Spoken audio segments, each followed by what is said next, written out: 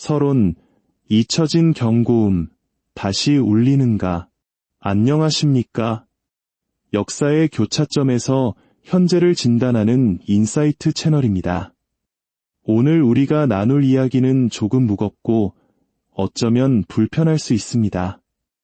하지만 외면할 수 없는 우리 경제의 현실에 대한 이야기입니다.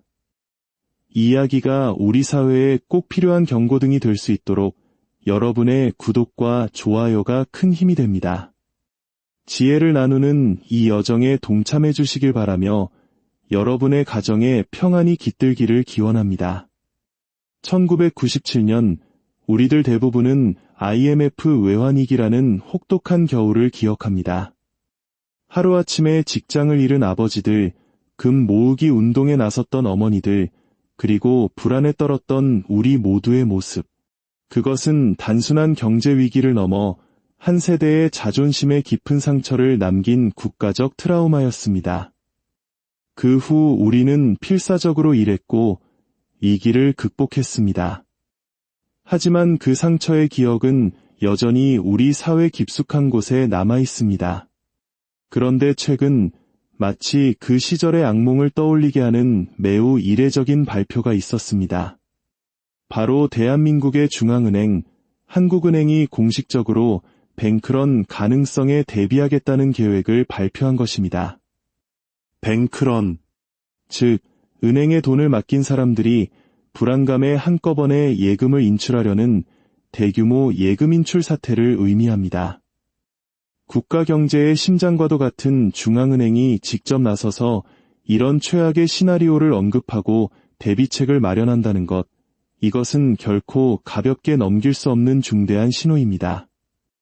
지금 대한민국 경제에 과연 무슨 일이 벌어지고 있는 것일까요? 첫 번째 균열, 떠나는 외국계 은행들. 이상 신호는 이뿐만이 아닙니다. 더욱 불길한 징조는 오래전부터 아주 조용히 진행되어 왔습니다. 바로 외국계 금융자본의 탈환국 현상입니다. 2021년 미국의 대표적인 은행인 시티은행이 한국에서 개인 고객을 대상으로 하는 소매금융 업무를 전면 철수했습니다. 이는 단순한 한 기업의 사업 축소가 아니었습니다. 글로벌 금융시장의 가장 민감한 촉수들이 한국 시장의 미래를 비관적으로 보고 있다는 강력한 시그널이었습니다.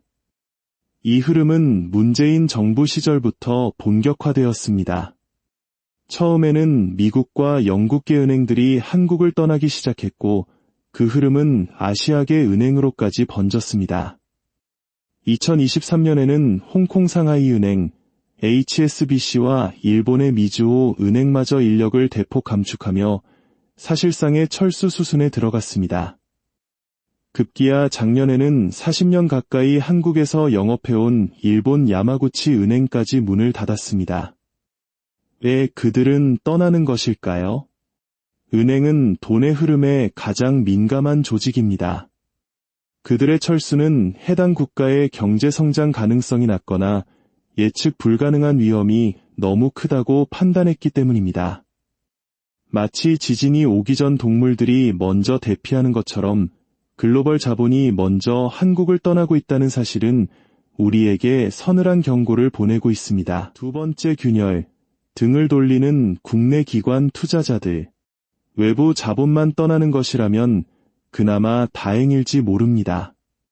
하지만 더 심각한 문제는 우리 경제의 가장 든든한 버팀목이어야 할 국내 기관 투자자들마저 한국을 떠나고 있다는 점입니다.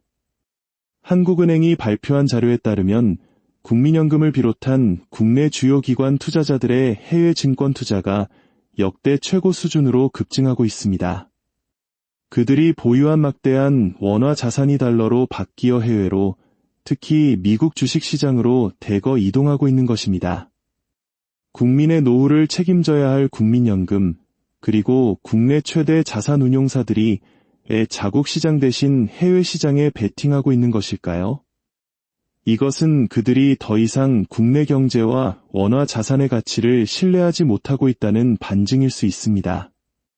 가장 정보가 많고 가장 보수적으로 자산을 운용해야 할 큰손들마저 한국 자산의 비중을 줄이고 있다는 것은 우리 경제의 체력이 그만큼 약해졌다는 것을 의미합니다. 세 번째 균열, 부자들의 엑소더스, 탈한국 러시, 외국 은행, 국내 기관에 이어 마지막으로 대한민국을 떠나는 이들은 바로 부자들입니다. 한 보고서에 따르면 올해 한국을 떠난 자산가들의 수는 3년 전에 비해 6배나 급증했으며 그들이 가지고 나간 자산은 무려 21조 원에 달한다고 합니다. 하지만 이것은 공식적인 이민 통계일 뿐 실제로는 이보다 훨씬 많은 자산이 조용히 해외로 빠져나가고 있다는 것이 전문가들의 분석입니다. 자녀 유학, 해외 지사 설립 등 다양한 명목으로 가족과 자산을 먼저 해외로 보내고 본인은 사업을 정리하며 떠날 준비를 하는 경우가 훨씬 많다는 것입니다. 그들은 왜 수십 년간 일궈온 터전을 버리고 낯선 땅으로 떠나는 것일까요? 여러 이유가 있겠지만 많은 전문가들은 세계 최고 수준의 상속세를 가장 큰 원인 중 하나로 꼽습니다. 기업을 일구고 부를 축적한 이들이 자신의 자산을 온전히 다음 세대에게 물려줄 수 없다고 판단할 때 그들은 부와 함께 일자리와 기술, 그리고 소비 능력까지 가지고 나라를 떠나버립니다. 부자들이 떠난 자리에는 사업체가 사라지고 일자리가 없어지며 결국 그 피해는 고스란히 남아있는 우리 모두에게 돌아옵니다. 황금알을 낳는 거위의 배를 스스로 가르고 있는 것은 아닌지 냉철하게 돌아봐야 할 시간입니다. 지정학적 변수, 미국은 과연 방패가 되어줄까? 상황은 분명 심각합니다. 외국 자본, 국내 기관, 개인 자산가들까지 모두가 약속이나 한 듯이 한국을 떠나고 있습니다. 환율은 연일치 솟고 중앙은행은 뱅크런을 걱정하고 있습니다. 이 모든 지표가 IMF 위기 직전의 상황과 놀랍도록 닮아 있습니다. 그렇다면 우리는 또다시 속수무책으로 무너져야만 하는 것일까요? 여기에 한 가지 중요한 변수가 있습니다. 바로 미국의 존재입니다. 현재 미국은 중국과 인공지능, 반도체, 그리고 해양 패권을 두고 사활을 건 전쟁을 벌이고 있습니다. 그리고 이 전쟁에서 미국의 승리를 위해 반드시 필요한 파트너가 바로 대한민국입니다. 인공지능의 핵심인 고대역폭 메모리 반도체, HBM, 는 사실상 한국의 삼성전자와 SK하이닉스가 독점하고 있습니다. 또한 미국의 해군력을 뒷받침할 군함 건조 능력 역시 한국이 세계 최고 수준입니다. 즉, 지금의 대한민국이 무너지는 것은 미국의 패권 전략에 심각한 타격을 의미합니다. 이런 이유로 미국이 한국의 경제적 붕괴를 결코 좌시하지 않을 것이라는 분석이 지배적입니다. 1997년 IMF 사태가 미국의 암묵적인 용인하에 발생했다는 것을 돌이켜보면 반대로 지금은 미국의 필요에 의해 한국이 최악의 상황을 면할 수도 있다는 희망 섞인 관측도 가능합니다. 결론, 각자 도생의 시대에 무엇을 준비해야 하는가? 미국이라는 변수가 존재하지만 그것이 우리의 안위를 100% 보장해주지는 않습니다. 강대국들의 이해관계는 언제든 바뀔 수 있으며 우리의 운명을 외부에만 맡길 수는 없습니다. 분명한 사실은 지금 대한민국 경제가 과거 그 어느 때보다 심각한 도전에 직면해 있다는 것입니다. 자본은 이미 국경을 넘어 가장 안전하고 유망한 곳으로 흘러가고 있습니다. 우리나라 최고 부자들과 가장 똑똑한 기관들이 원화를 버리고 달러 자산을 선택하는 이유를 우리 역시 깊이 생각해봐야 합니다.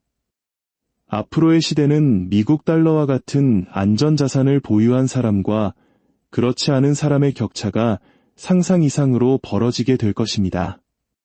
정부 정책이나 외부의 도움에 기대기보다 우리 스스로가 경제 현실을 직시하고 자신의 자산을 지키기 위한 지혜와 원칙을 세워야 하는 각자 도생의 시대가 이미 시작되었습니다. 위기는 언제나 기회의 또 다른 이름입니다. 이 거대한 부의 이동 속에서 소용돌이에 휩쓸려 사라질 것인가, 아니면 파도를 타고 새로운 미래를 열 것인가? 그 선택은 지금 이 순간, 이 경고를 듣고 있는 우리 각자의 몫입니다.